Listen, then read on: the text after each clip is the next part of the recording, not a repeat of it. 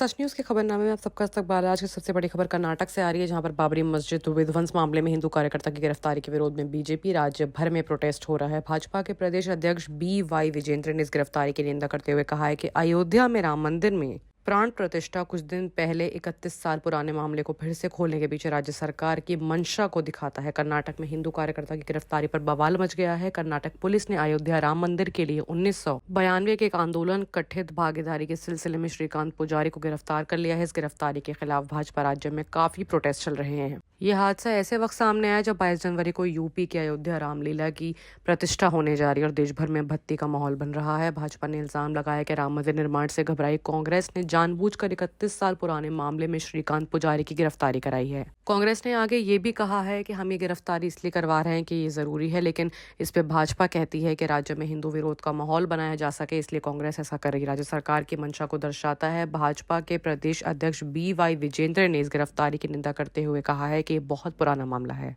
ऐसे में भाजपा नेता CM अश्वत्थ नारायण ने कहा है कि राज्य सरकार भेदभाव नहीं कर सकती, फंड का दुरुपयोग नहीं कर सकती, सरकार जवाबदेह है। लोग यही मांग रहे हैं, तुष्टीकरण की राजनीति या पैसे का गलत इस्तेमाल नहीं होना चाहिए। आपको बता दें कि जिसको गिरफ्तार किया है वो बाबरी विध्वंस के बाद दिसंबर 1992 में हुबली में भड़के एक दंगे में श्रीकांत पुजारी नाम है। पुजारी समेत बाकी पर मलिक नाम के एक मुस्लिम शख्स की दुकान में आग लगाने का इल्जाम लगा था।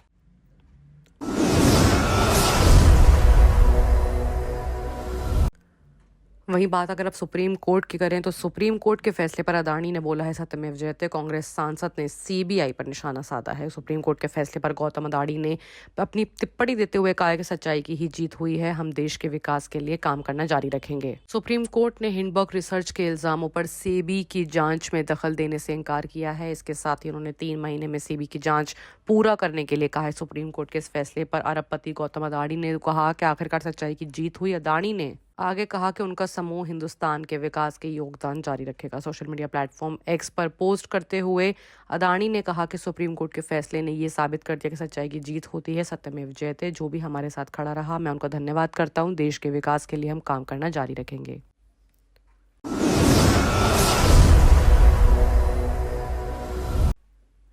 वहीं बात अगर दिल्ली की करें तो रेसलिंग में जंतर मंतर पर कुश्ती को लेकर फिर से प्रोटेस्ट शुरू हो चुका है। निशाने पर बजरंग पुनिया, साक्षी और विनेश फोगाट हैं। भारतीय कुश्ती में चल रहे संकट को बुधवार को एक नया मोड़ ले लिया है, जब सैकड़ों जूनियर पहलवान अपने करियर के लिए एक महत्वपूर्ण साल के नुकसान के विरोध में जंतर मंतर पर एक साथ खड़े हुए। ऐसे में उनके लिए जल्दी पहलवान बजरंग पूनिया, साक्षी मलिक और विनेश की दोषी ठहराया जा रहा है। भारतीय कुश्ती में पिछले 1 साल से सब कुछ ठीक नहीं चल रहा है। सीनियर पहलवानों के प्रोटेस्ट के बाद हिंदुस्तानी कुश्ती संघ के पूर्व अध्यक्ष बृजभूषण शरण सिंह को अपनी कुर्सी गंवानी पड़ी।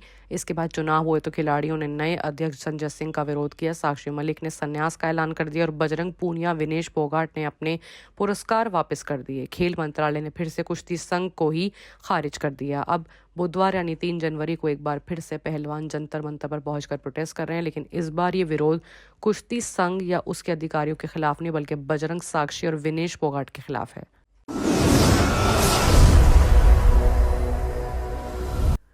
वहीं बात अगर आप दिल्ली की फ़्लाइट की करें तो इंडिगो फ़्लाइट का ये मामला आ रहा है। दिल्ली के लिए उड़ी इंडिगो फ़्लाइट में खराबी, पटना में उनकी तुरंत इमरजेंसी लैंडिंग करानी पड़ी। 190 यात्री उसमें सवार थे। इमरजेंसी लैंडिंग का यह हादसा पटना से दिल्ली के बीच में आ रहा है, जहां पर पटना से दिल्ली के लिए उड़ान भरने के बाद इंडिगो फ़्लाइट संख्या 274 के यात्रियों को जब तकनीकी खराबी की खबर मिली तो यात्री चौंक गए। तकनीकी खामी की वजह से विमान यानी प्लेन की पटना एयरपोर्ट पर इमरजेंसी लैंडिंग करानी पड़ी। कोहरे की वजह से विलंब से परेशान प्लेन परिजनों की खबरों के बीच वेडनेसडे को पटना में ज़मीन से आसमान तक कुछ देर की अफरा तफरी मच गई। पटना से दिल्ली के लिए 12:58 पर उड़ान भर चुकी इंडिगो फ़्लाइट 2074 में खराबी की जानकारी खबर मिलते ही इमरजेंसी लैंडिंग करवानी पड़ी। उड़ान भरने के कुछ देर बाद ही अंदर पटना में इमरजेंसी लैंडिंग कराने के बाद सुरक्षित लोगों ने अपनी राहत की सांस ली। बाकी की तमाम खबरों के लिए देखते रहिए सच news.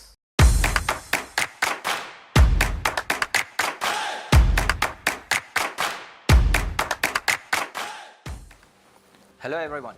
Success Group of institutions have organized Sports Carnival this year under the banner of Success Sports Academy to encourage students to have fun, to get active and to work together in various physical activities and challenges.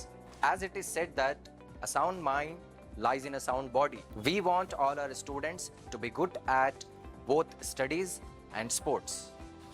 I congratulate all the students who achieved victory in the qualifying rounds and even to those who lost.